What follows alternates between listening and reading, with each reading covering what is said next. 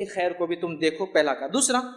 نبی اکرم صلی اللہ علیہ وسلم نے فرمایا عورت کی کچھ فطرت ہے، اس فطرت کو بھی سمجھنے کا اسلام نے حکم دیا، اور آپ نے فرمایا عورت کو اللہ نے ایک نیچر پہ بنایا ہے، مردوں کو ایک نیچر پہ بنایا ہے، تو عورت کی نیچر کی خصوصیت یہ ہے یا اس کی خامی یہ ہے، اس کی کمزوری یہ ہے کہ اس کا نیچر میں تھوڑی کجی ہوتی، کجی سمجھتے آپ، تھوڑا سا ٹیڑھا پن ہوتا ہے۔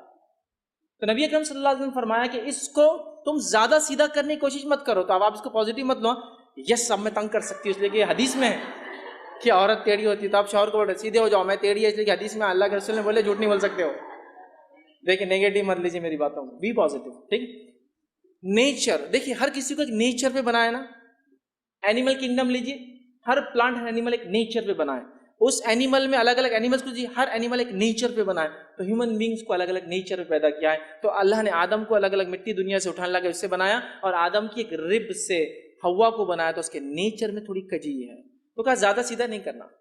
کرو گے تو توڑ بیٹھوں۔ اس کا مطلب یہ کہ پہلے وارننگ دے دی گئی کہ something will be there always,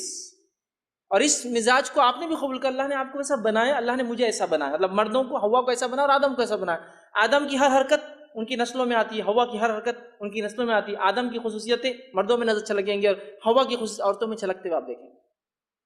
سمجھ رہا؟ تو یہ نیچر ہے نا۔ اسلام کا کیا ماننا ہے دیکھیے کہ ایک بلب اگر 40 واٹس کا ہے تو اس کو 40 واٹس کرنٹ دینا چاہیے، 20 دینا بھی غلط ہے، 60 دینا بھی غلط ہے،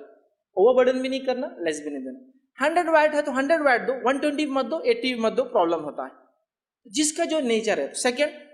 کہا کہ اچھے سلوک کرو، اچھائی کے ساتھ اس کے ساتھ رہو، دیکھیے ہو گیا پہلا معروف، دوسرا حکم دیا تھوڑا ان میں ہوتا ہے اس کو برداشت کرو، تیسرا حکم